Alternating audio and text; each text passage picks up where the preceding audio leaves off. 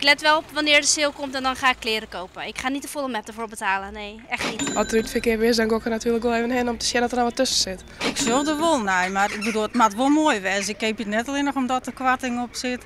Maar ik zou er wel, nee, ja.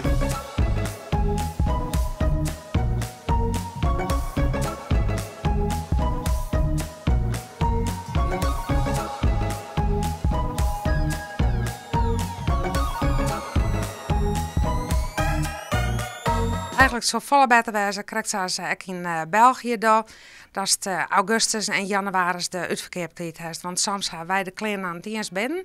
En dan ben in de grote bedrijven, daar gaan ze hetzelfde merk dan al in de uitverkeer. En dat kunnen wij als lietsondernemers eigenlijk net dragen. Er zijn natuurlijk te volle vierkante meters op kledinggebied en op alle consumentenartikelen in Nederland. Hierin is dat groeit. Elke jaar duizenden meters erbij in Nederland. Ja, daar komt een correctie op. En dat maar wij net, ja, het is heel erg jammer voor de mensen die daar nou in werken. Maar het is ook het kussen wordt ook even goed opklopt.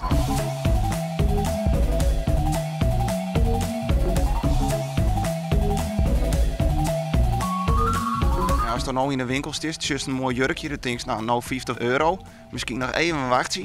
Nee, dat doe ik niet. Dat ik hem echt mooi vind, dan kip ik hem voort. Ik kan me niks schelen dat er dan over 3 weken niet uit verkeer is. Als ik hem nodig ga, dan ga ik hem nodig.